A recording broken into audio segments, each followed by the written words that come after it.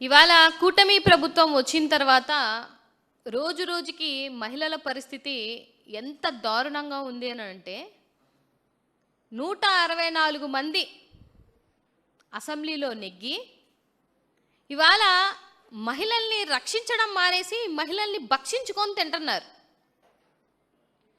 అంటే నియోజకవర్గాలలో మీరు ఎమ్మెల్యేలుగా గెలిచి ఒక అక్కలుగానో చెల్లెలుగానో తల్లులుగానో మీకు ఓట్లేసి గెలిపించిన పాపానికి వాళ్ళని ప్రొటెక్ట్ చేయడం పక్కన పెట్టి మీ వల్ల బాధింపబడుతున్నారు, మీ వల్ల ఇబ్బందులు పడుతున్నారు అని అటు స్టేషన్లకు కానీ నిరాహార దీక్షలు కానీ లేకపోతే మీడియా ద్వారా కానీ వాళ్ళ బాధలు చెప్పుకునేటువంటి పరిస్థితిని ఇవాళ కల్పించారు. ఎందుకు నేను ఈ మాట అంటున్నాను అని అంటే గ్రామ స్థాయిలో అదే పరిస్థితి, పట్టణ స్థాయిలో అదే పరిస్థితి, రాష్ట్ర స్థాయిలో అదే పరిస్థితి. ఎంత సిగ్గుచేటంటే ఇవాళ ఎక్కడో ఉన్న ఎన్ఆర్ఐ మహిళ కూడా ఒక మంత్రి వల్ల, మీ క్యాబినెట్లో ఉన్నటువంటి మంత్రి వల్ల నేను బాధపడుతున్నాను అని అంటుందంటే ఎంత దౌర్భాగ్యమైనటువంటి పరిస్థితిలో మీరున్నారండి.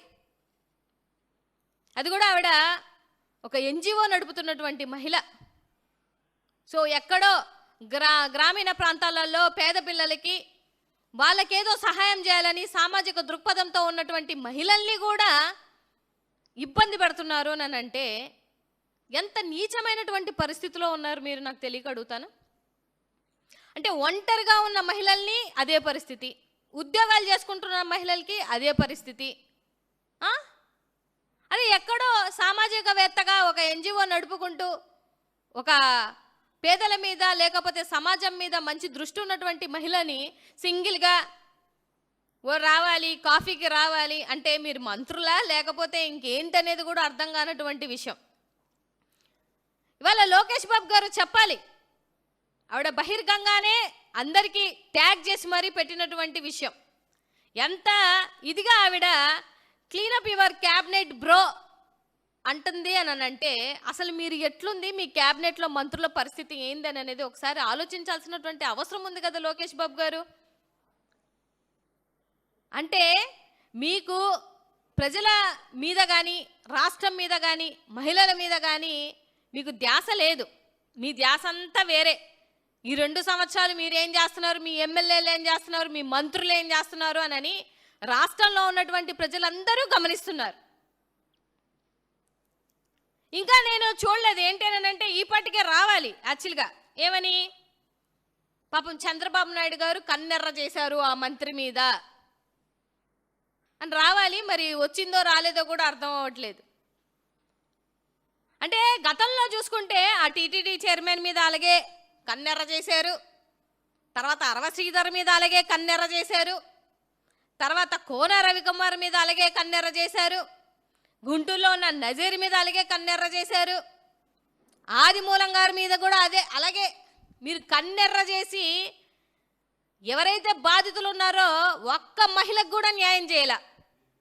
వాళ్ళు మీడియా ద్వారా కానీ వాళ్ళకు తోచిన విధంగా స్టేషన్లకు వెళ్ళి కంప్లైంట్ ఇవ్వడం కానీ ఎంత బాధాకరమైనటువంటి విషయం అంటే ఏ బాధితురాలైతే వెళ్ళి కంప్లైంట్ ఇస్తే వెళ్ళి ఈ విషయాలు బయట చెప్తే అదే మహిళ మీద కంప్లైంట్లు పెడతారు వీళ్ళు. అది గొప్పతనం. ఇవాళ ఈ కూటమి ప్రభుత్వంలో పరిస్థితి ఏందయ్యానంటే ఎవరైతే కష్టం వచ్చింది, ఎవరైతే నష్టం వచ్చింది, ఏ ఆడబిడ్డకైతే అన్యాయం జరుగుతుంది అని చెప్పి మనం పొరపాటున కంప్లైంట్లు ఇచ్చామా అనుకోండి, రివర్స్లో ఆడబిడ్డల మీద కేసులు పెడతారు. ఒక మహిళ ఎన్నో బాధలు అనుభవిస్తుంది, ఎన్నో అవమానాలు భరిస్తుంది. ఒక్కసారిగా మీడియా ముందుకు వచ్చారు అని అంటే ఎన్నో ఆలోచించుకొని వస్తారు. లేకపోతే మీరు బాధించే మీ హింస భరించలేక వాళ్ళని వాళ్ళు ప్రొటెక్ట్ చేసుకోవడానికి మీడియా ముందుకు వస్తారు. అంతేగాని ఏ ఆడబిడ్డ తను తాను తప్పుడుగా క్రియేట్ చేసుకోవడానికో లేకపోతే చిన్న చూపు చూస్తుంది ఈ ప్రపంచం అని తెలిసినా కూడా ఎందుకు వస్తారు అని అంటే నాకు జరిగినటువంటి నష్టం, నాకు జరిగినటువంటి కష్టం ఏ మహిళకి రాకూడదని చెప్పి వస్తారు. ఇవాళ ఎన్ఆర్ఐ బాధపడుతున్నటువంటి విషయం హోంమంత్రి అనిత గారికి కనిపించట్లేదా అమ్మా? మీరు చెప్పాలా సమాధానం. ఇప్పుడు ఆ మంత్రి ఎవరో ఆయన దగ్గర అన్ని కాల్ హిస్టరీలు ఉన్నాయంట, డేటా ఉందంట, స్క్రీన్ షాట్లు ఉన్నాయంట, ఆయన ఫోన్ ఎతికితే అన్నీ తెలిసిపోతాయని చెప్పేసి ఆ మహిళ వచ్చి చెప్తుంది కదా మీకు. ఆ ఫోన్ సంగతి ఏంటో చూడు అనితక్క కాస్త. అంటే మనల్ని ఎవరన్నా అంటే చిన్న మాట అంటే మనం బీభత్సం సృష్టిస్తాం. అదే ఇంకొక ఆడబిడ్డకి ఎంత జరిగినా, ఎంత అవమానం జరిగిందని వాళ్ళు బయటకు వచ్చి బాధపడి చెప్తుంటే కూడా చీమ కుట్టినట్టు కూడా ఉండదు. అంటే ఇవాళ ఉమెన్ కమిషన్ కూడా చెప్పాలి. వాళ్ళు మాట్లాడుతుంటారు, ఎన్ని ప్రవచనాలు, ఎన్ని నీతి మాటలు చెప్తారో. అంటే మీ కమిషన్స్, మీ మంత్రి శాఖలు ఓన్లీ టీడీపీకే పనిచేస్తాయి అని మీరు పదే పదే రుజువు చేసుకుంటున్నారు. రాష్ట్రంలో ఉన్నటువంటి మహిళలకి ఎవరికి పని చేయట్లే మీ కమిషన్స్ కానీ, మీ హోంశాఖలు కానీ. ఓన్లీ మీకోసం మాత్రమే, మీ టీడీపీ కోసం మాత్రమే, లేకపోతే కూటమిలో ఉన్నటువంటి నాయకుల కోసం మాత్రమే పనిచేస్తాను అని అంటే రాష్ట్రంలో మహిళల పరిస్థితి ఏంది నాకు తెలియకడుగుతాను. ఓట్లేసి 2 కోట్ల మంది మహిళలు మిమ్మల్ని గెలిపించినందుకు ఇవాళ భక్షించుకొని తింటాము అని అంటే, ప్రొటెక్షన్ లేక అల్లాడిపోతున్నారు అని అంటే ఏం చేయాలనేది కూడా ఒకసారి ఆలోచించాల్సినటువంటి అవసరం ఉంది కదా. 27 నెలలు అవుతుంది మీరు వచ్చి. ఏ మహిళకైనా న్యాయం చేసినటువంటి ఒక్క సిచ్యువేషన్ చెప్పండి. పైపచ్చు మహిళల మీద కేసులు పెడతారు. వాళ్ళ హోంమంత్రి అనిత గారిని అడుగుతున్నాను, ఏదో యాప్ తెచ్చాను అన్నావు కదా అక్క, ఏం చేస్తుందా ఆ యాప్? పని చేస్తుందా? దిశ యాప్ని నిసిగ్గుగా శక్తి యాప్ అని మార్చుకున్నది కాకుండా అసలు ఆ శక్తి యాప్ ఉందో లేదో, పనిచేస్తుంటే పాపం ఇట్లాంటి ఎన్ఆర్ఐ బాధితులు కానీ, రాష్ట్రంలో ఉన్నటువంటి మహిళలు కానీ వచ్చి పాపం వాళ్ళ గోడేదో చెప్పుకుంటారు కదా.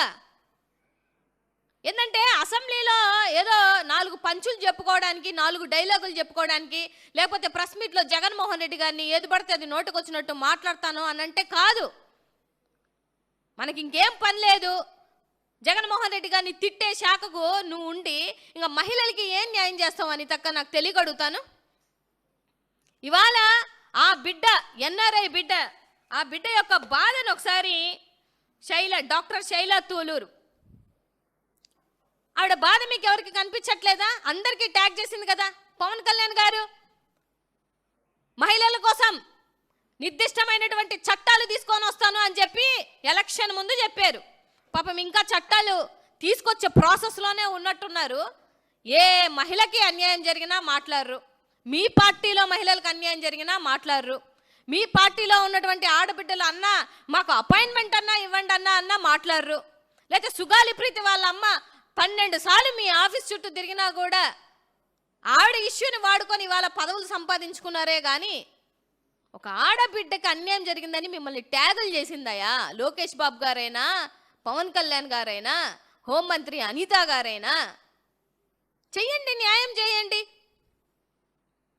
వాళ్ళ ఎంత దౌర్భాగ్యమైనటువంటి పరిస్థితిలో ఉన్నారు అని అంటే ఇవాళ దీక్షా శిబిరం దగ్గర కూడా ఎంత అధికార మదం అంటే అంతమంది మహిళలు అక్కడ ఉంటే ఆ టీడీపీకి సంబంధించినటువంటి బోండా ఉమా అనుచరుడు యూరిన్ పాస్అవుట్ చేయడం అంటే ఎంత దౌర్భాగ్యం పరిస్థితి అండి నాకు తెలియకడుగుతాను. అంటే ఏం జరుగుతుంది ఈ రాష్ట్రంలో? మీ అండ లేకుండా, మీ చొరవలు లేకుండా, మీ అండదండలు చూసుకోకుండా ఒకడు విచ్చలవిడిగా అలా అంతమంది మహిళలు ఉంటే గుడ్లతోనూ రాళ్లతోనూ అందరి మీద దాడులు చేసుకుంటూ యూరిన్ పాస్అవుట్ చేశాడు అని అంటే మీరు ఏం చేస్తున్నారు అని అంటున్నాను. అరే మీ పోలీస్ డిపార్ట్మెంట్లో కొడుతున్నారు కదా నీతక్క, నీకు కనిపించట్లేదు? ఇట్లాంటివి మాత్రం నాకు కనిపించో, నాకు వినిపించో, ఏదో అంటారు కదా చెడు కనిపించదు చెడు వినిపించదు అంటూ అన్నట్టు మీకు మంచి కనపడదు, మంచి వినిపించదు. ఇవాళ అతని మీద యాక్షన్ తీసుకుంటున్నారా? పోనీ ఆ మంత్రి ఎవరో తెలుసుకొని ఆ మంత్రి మీద యాక్షన్ తీసుకోగలుగుతారా? ఇవాళ మీరు సూపర్ 6 అని సూపర్ 6 చేయడం దేవుడెరుగు. సూపర్ 6 వీడియోస్ ఇచ్చేస్తున్నారు. ఇంత ఘోరమైనటువంటి విషయం ఆ టీటీడీ చైర్మన్ది కానీ, అరవ శ్రీధర్ది కానీ, కోన రవికుమార్ది కానీ, గుంటూరు ఎమ్మెల్యే నజీర్ది కానీ, ఆదిమూలం గారిది కానీ, ఇవి మీరు ఇచ్చినటువంటి సూపర్ 6లు జనాలకి. ఇంకా మహిళలకి ఎలా భద్రత ఇస్తారు? మహిళలకి భద్రత ఇచ్చేటువంటి ఆలోచన దృక్పథం ఎక్కడుంది మీకు? మీరే అసెంబ్లీ సాక్షిగా 10 నెలల క్రితం 16,800 అగత్యాలు జరిగాయి అని చెప్పారు. ఒక్క కేసు అన్న డీల్ చేసినటువంటి సిచ్యువేషన్ ఉందా? ఒక్క కేసు అంటే ఒక్క కేసు. నడి రోడ్డు మీద మహిళలకి ఇబ్బంది కలిగిస్తున్నా కూడా అరే చిన్న చీమ కుట్టినట్టు కూడా లేదు మీకు. అంటే ఇవాళ లోకేష్ బాబు గారి పరిస్థితి ఎలాగుందంటే తేలుకుట్టిన దొంగ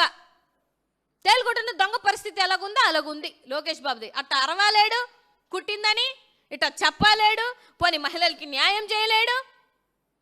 మీడియా ముందుకు వచ్చి మాత్రం 4 పంచ్ డైలాగులు కొట్టి సినిమా డైలాగులు, ఏదో వాళ్ళ మామగారు మూవీలో 4 సినిమా డైలాగులు చెప్పేస్తే సరిపోతుందని దమ్ముంటేరా అని చెప్పేసి కంపోజిషన్ లాగా చెప్పినంత ఈజీ కాదు లోకేష్ బాబు గారు. మన శాఖనే మనం ఉద్ధరించలేకపోతున్నాం, మన శాఖనే మనం ఏమీ చేయలేకపోతున్నాం. ఎన్ని ఘోరాలు జరుగుతున్నాయి మన శాఖలో, ఎన్ని ఫుడ్ పాయిజన్లు జరుగుతున్నాయి. ఆడబిడ్డలు చదువులు మానేసి మళ్ళీ పనులకు వెళ్ళేటువంటి పరిస్థితులు తీసుకొచ్చారు. ఫీ రీఎంబర్స్మెంట్ ఇవ్వట్లేదు, 3000 రూపాయలు నిరుద్యోగ భృతి ఇవ్వలేదు, డిఎస్సి అని ఒక దగా చేసుకుంటూ ఇన్ని అగత్యాలు మీ దాంట్లో జరిగి మళ్ళీ వచ్చి సినిమా డైలాగులు చెప్తారేంది నాకు తెలియగడుగుతాను. ఇవాళ ఆడబిడ్డకి న్యాయం చేయండి చేతనైతే. ఆ ఎన్ఆర్ఐ ఆడబిడ్డకి న్యాయం చేయండి లోకేష్ బాబు గారు. ఆ బిడ్డ పరిస్థితే కాదు, సామాన్య పరిస్థితులే కాదు, అసలు ఆడబిడ్డ ఈ రాష్ట్రంలో బ్రతికేటువంటి పరిస్థితే లేదు. ఇంటికి వెళ్తే ఎక్కడికన్నా బయటికి వెళ్తే మళ్ళీ తిరిగి ఇంటికి వస్తుందా లేదా అనేటువంటి తల్లిదండ్రులు ఆ భయాన్ని కల్పించారు. ఎక్కడైనా ప్రభుత్వం వచ్చింది అంటే అమ్మయ్య మన పిల్లలు ఇంటికి క్షేమంగా వస్తారు అనుకునే పరిస్థితి కాడి నుంచి వెళ్తే మళ్ళీ తిరిగి వస్తారా లేదా అనే భయాన్ని కల్పించుకున్నారు. సో ఇవాళ నేను కోరుకుంటుంది ఒకటే, ఎన్నో నీతి మాటలు చెప్పడం కాదు, మహిళలకి ఏదో చేసేస్తామని చెప్పడం కాదు. ఎందుకంటే మీ కూటమి ప్రభుత్వంలో ఆడబిడ్డ కల్పిస్తే కడుపన్న చేయాలా, ముద్దన్న పెట్టాలా అన్నటువంటి మీ మాటలు, మీ మంత్రులు, మీ నాయకులు యథా రాజా తదా ప్రజ. ఇంకా అంతకన్నా ఆడబిడ్డలకి న్యాయం ఏం కల్పిస్తారు మీరు? సో రాష్ట్రంలో ఉన్నటువంటి మహిళల పరిస్థితి ఇంత బిక్కుమని ఉంటుంది. సో దయించి నేను కోరుకుంటుంది ఏంటి అని అంటే, మీరు రక్షించకపోయినా పర్లేదు కానీ భక్షించకండి, మీరు వాళ్ళని కాపాడకపోయినా పర్లేదు కానీ మీరు బాధితుల్ని ఇబ్బంది పెట్టకండి, మీ వల్ల బాధింపబడేటువంటి పొజిషన్స్ తీసుకురాకండి మహిళలకి. ఎందుకంటే ఇవాళ వాళ్ళు ఎక్కడికి వెళ్ళి చెప్పుకోవాలన్న పరిస్థితులు కూడా అంత దారుణంగా ఉంది.